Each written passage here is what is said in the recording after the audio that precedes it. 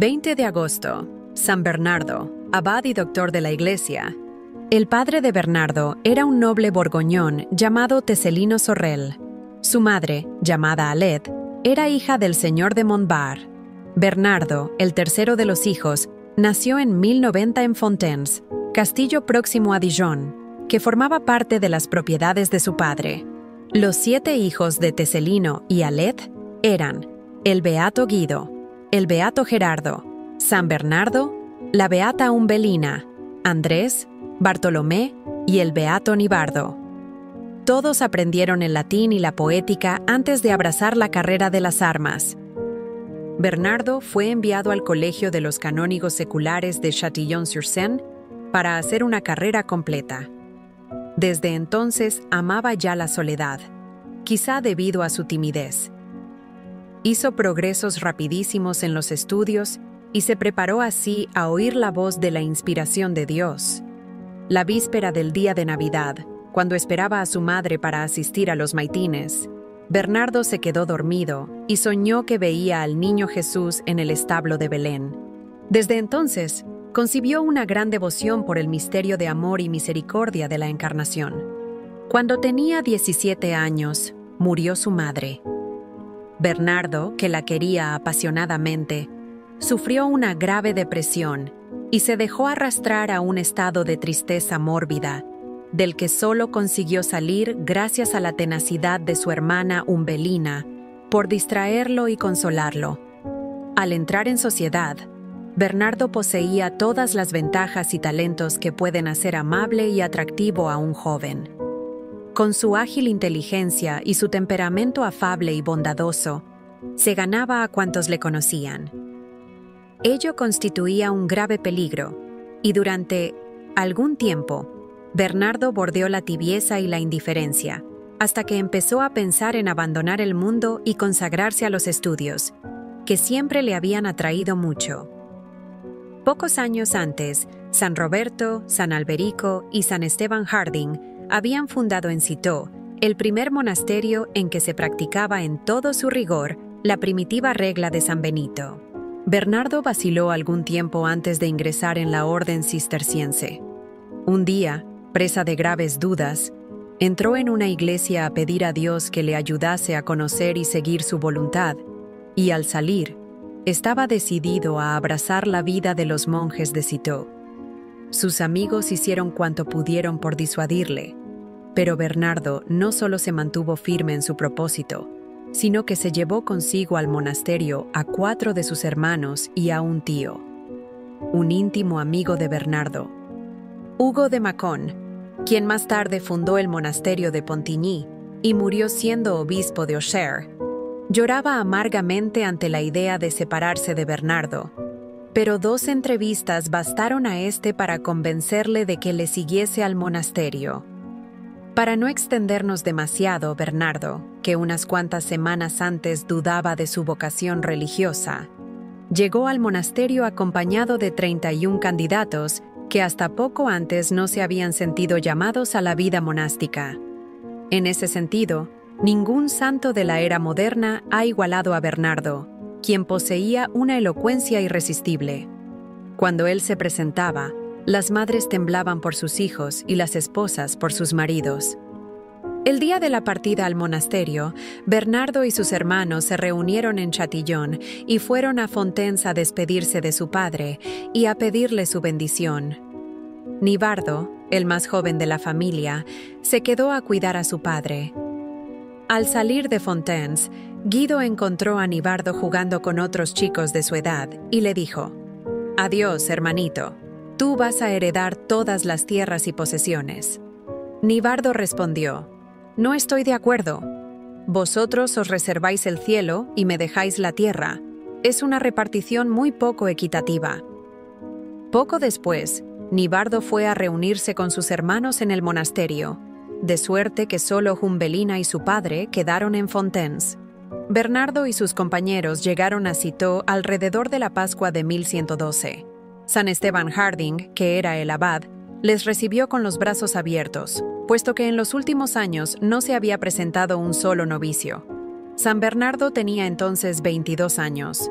quería vivir olvidado del mundo y entregado totalmente a Dios en el retiro.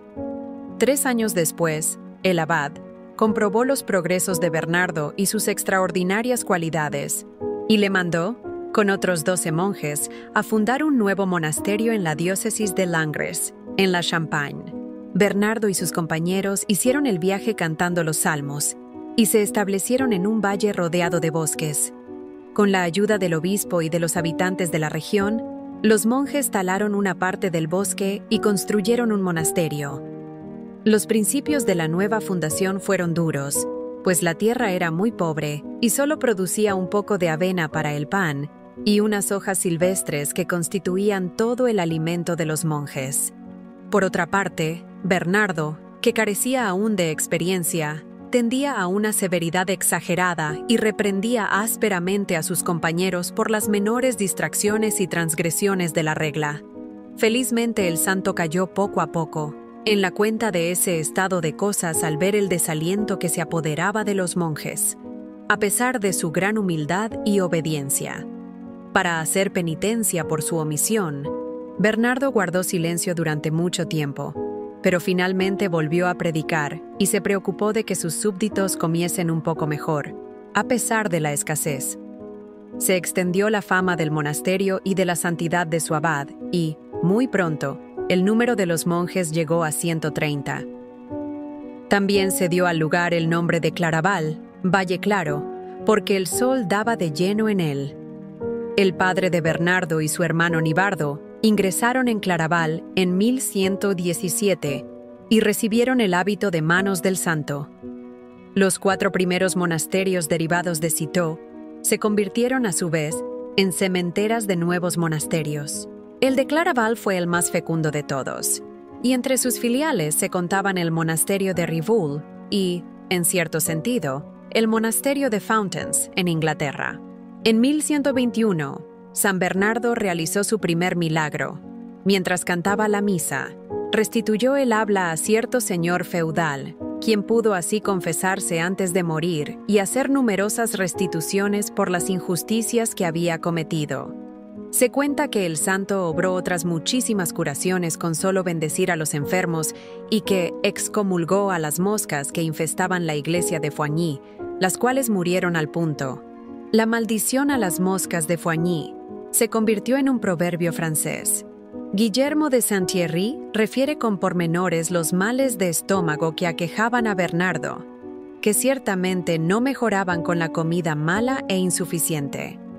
A causa de su mala salud, el capítulo general le dispensó de trabajar en el campo y le ordenó que se dedicase más intensamente a la predicación. Para cumplir, Bernardo empezó a escribir su tratado sobre los grados de humildad y de orgullo, que fue la primera obra que publicó. El padre Bacandard dice que cualquier psicólogo moderno aprobaría el estudio caracterológico que hay en dicho tratado. A pesar de su amor por el retiro, las necesidades de la iglesia y la obediencia obligaron frecuentemente a Bernardo a salir de él. Como tantos otros santos a quienes el cielo ha concedido un extraordinario don de contemplación y cuyo mayor deseo sería consagrarse enteramente a Dios en la paz del monasterio, San Bernardo hubo de pasar años enteros en la vida pública y aún en la vida política, atendiendo a los asuntos de su Padre Celestial.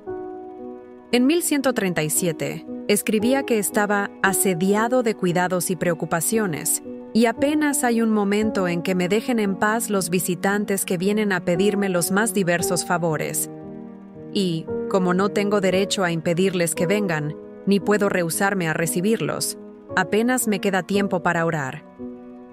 La fama de las cualidades y poderes del santo era tan grande que los príncipes acudían a su arbitraje y los obispos le consultaban los asuntos más importantes de la Iglesia y se atenían respetuosamente a sus decisiones.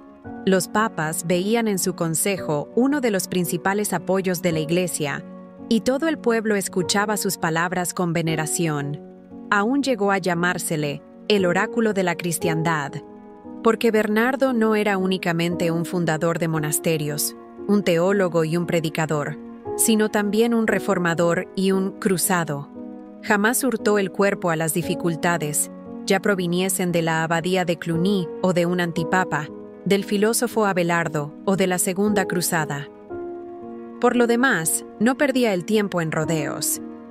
Así, escribía a un clérigo del Languedoc: «Parece que os imagináis que los bienes de la Iglesia son vuestros, pero os equivocáis totalmente, pues, si bien es justo que viva del altar quien sirve al altar, ello no significa que los bienes del altar sean para fomentar la lujuria y el orgullo. Todo lo que va más allá de una mesa sencilla y un vestido modesto es sacrilegio y robo». Las dificultades provocadas por la elección de Inocencio II en 1130 obligaron a San Bernardo a viajar por toda Francia, Alemania e Italia. En una de sus visitas a Claraval, llevó consigo a Pedro Bernardo Paganelli, canónigo de Pisa, que sería más tarde papa, con el nombre de Eugenio III, y alcanzaría el honor de los altares.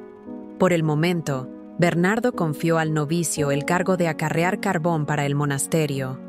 Después de que toda la Iglesia reconoció a Inocencio II, San Bernardo asistió a los concilios de Roma y de Letrán.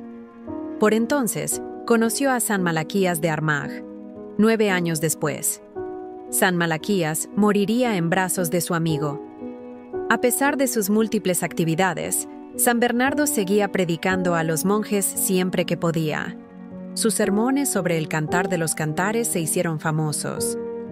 En 1140 predicó por primera vez en público a los estudiantes de París. Esos 2 sermones se cuentan entre los más violentos y poderosos que pronunció el santo. Las cosas terribles e infernales que dijo en ellos hicieron cierto bien al auditorio y convirtieron a algunos estudiantes que hasta entonces habían visto con malos ojos el evangelismo de Bernardo.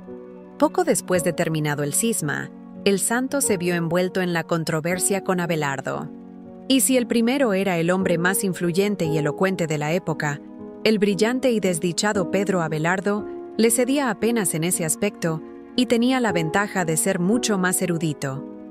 Era inevitable que los 2 personajes chocasen un día, pues representaban 2 corrientes de pensamiento que, sin ser opuestas, no habían llegado todavía a sintetizarse. Por una parte, la concepción tradicional de la autoridad y de la fe, que no es una opinión sino una certeza. Por la otra, el nuevo racionalismo y la exaltación de la inteligencia humana. Se ha criticado mucho a San Bernardo por haber acosado implacablemente a Abelardo, pero hay que comprender que el santo creía que, bajo la máscara del saber se ocultaban en Abelardo la vanidad y la arrogancia, que bajo la máscara del uso de la razón se ocultaba el racionalismo y que las cualidades y la erudición del filósofo le hacían muy peligroso para la cristiandad.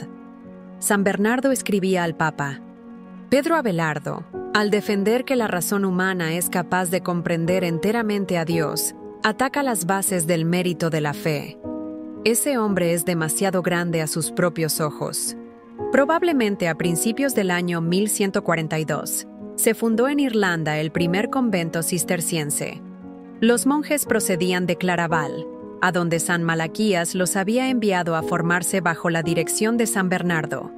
La abadía, que estaba situada en el condado de Louth, recibió el nombre de Melilfon. 10 años más tarde, contaba ya con 6 monasterios filiales. Por la misma época, San Bernardo intervino en el asunto de la sucesión de la sede de York. Inocencio II murió antes de que el asunto quedase resuelto. 18 meses después, ascendió al trono pontificio el abad del monasterio cisterciense de Trefontane, Eugenio III, que no era otro que el Bernardo de Pisa, a quien San Bernardo había conducido al noviciado. El santo escribió a su antiguo discípulo una carta encantadora, redactada en estos términos: «A su queridísimo padre y maestro Eugenio, por la gracia de Dios, sumo pontífice, Bernardo, abad de Claraval, presenta su humilde homenaje». En realidad, Bernardo sentía ciertos temores por Eugenio, pues conocía su carácter tímido y retraído y su falta de experiencia en la vida pública. Por ello, escribió también una carta a los cardenales, en la que les decía: «Dios os perdone lo que habéis hecho. habéis vuelto a la vida a un hombre que estaba muerto al mundo y sepultado en la paz del monasterio. Habéis empujado a la vorágine de los negocios y las multitudes a un hombre que había huido de los negocios y de las multitudes. Habéis convertido lo menos importante en lo más importante. Tened cuidado, pues el sitio que ocupa ahora ese hombre es más peligroso que el que ocupaba antes. Más tarde, para aconsejar a Eugenio III, escribió el más largo e importante de sus tratados, el De Consideratione, en el que examinaba las obligaciones del pontífice y le recomendaba abiertamente que se reservase cada día algún tiempo para el examen de conciencia y la contemplación, y que se dedicase a ellos con más diligencia que a los negocios. San Bernardo declaraba que la consideración o contemplación forma y dirige todas las virtudes, y recordaba al Papa que la multiplicidad de los negocios le ponían en el riesgo de caer en el olvido de Dios y la dureza de corazón. La sola mención de esos peligros hacía temblar al santo, quien decía al pontífice que si él mismo no temblaba ante esos peligros, era señal de que su corazón se había endurecido ya, porque si el Papa cae, toda la Iglesia decae. Entretanto, la herejía albigense había hecho rápidos progresos en Francia, con todas sus consecuencias morales y sociales. San Bernardo había tenido ya que ver con una secta similar en Colonia. En 1145, el cardenal Alberico, legado pontificio, le pidió que fuese al Languedoc. Aunque se hallaba enfermo, débil y apenas podía hacer el viaje, obedeció al punto y predicó en el camino. Le acompañó su secretario, Godofredo, quien refiere numerosos milagros de los que fue testigo presencial. Por ejemplo, en Sarlat, ciudad de Perigord, Bernardo bendijo unas piezas de pan diciendo: «Para que conozcáis la verdad de nuestra doctrina y la falsedad de la hereje, que los enfermos que coman de este pan queden curados».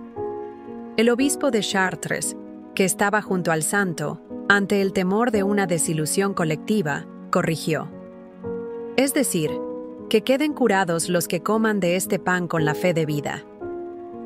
Pero el abad replicó: «Yo no dije eso, sino que todos los enfermos que prueben este pan queden curados para que sepan que somos enviados de Dios y predicamos la verdad».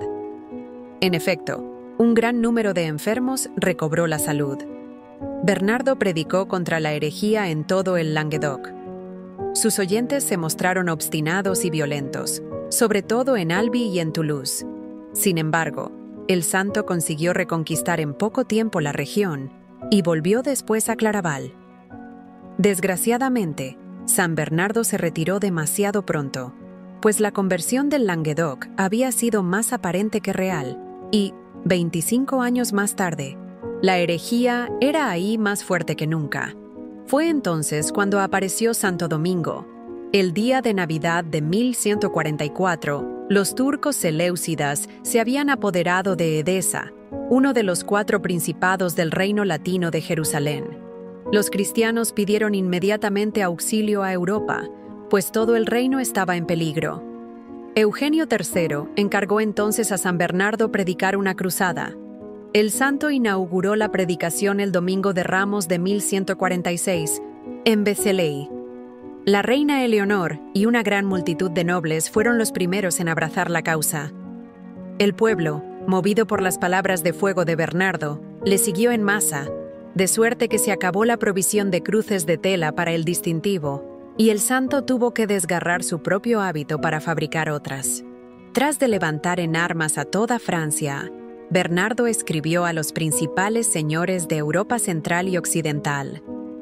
Después se trasladó a Alemania, y lo primero que tuvo que hacer fue enfrentarse con un monje medio loco llamado Rodolfo, quien, valiéndose del nombre del santo, incitaba al pueblo a acabar con los judíos. Enseguida, emprendió una gira triunfal por la Renania, donde realizó numerosos milagros.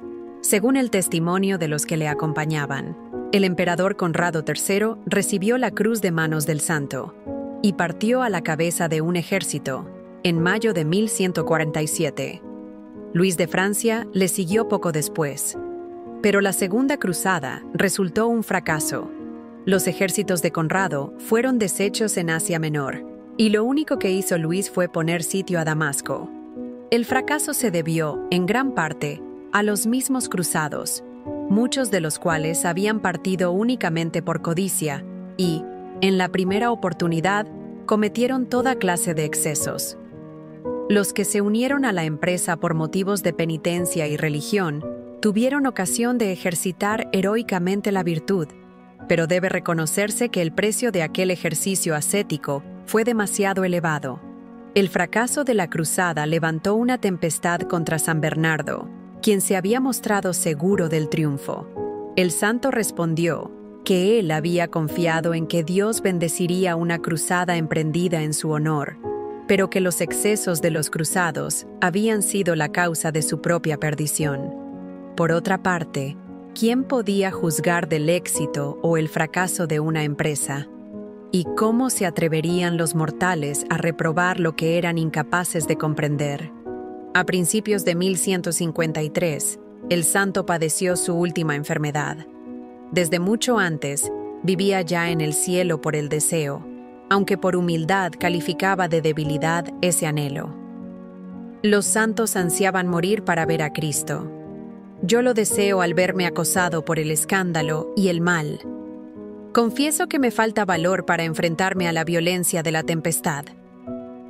En la primavera, Bernardo se repuso un tanto y hubo de abandonar por última vez Claraval para acudir en socorro de los necesitados.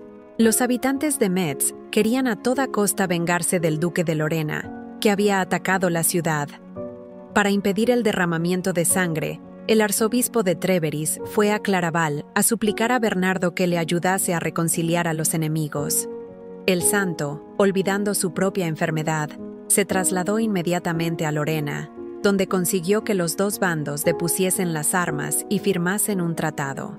Pero la enfermedad de Bernardo se agravó a su vuelta a Claraval y hubo de recibir los últimos sacramentos. Los monjes se reunieron alrededor de su abad con las lágrimas en los ojos, y éste los confortó y alentó, diciéndoles que un siervo inútil debía dejar el sitio a otros y que era necesario derribar el árbol estéril. Aunque el amor que profesaba a sus hijos le impulsaba al deseo de permanecer con ellos, su ansia de ver a Cristo le había hecho desear la muerte desde tiempo atrás. Estoy crucificado entre estos dos deseos, y no sabría por cuál decidirme. Pongámonos en manos de Dios y dejemos que Él decida. Dios decidió llamar así al santo el 20 de agosto de 1153.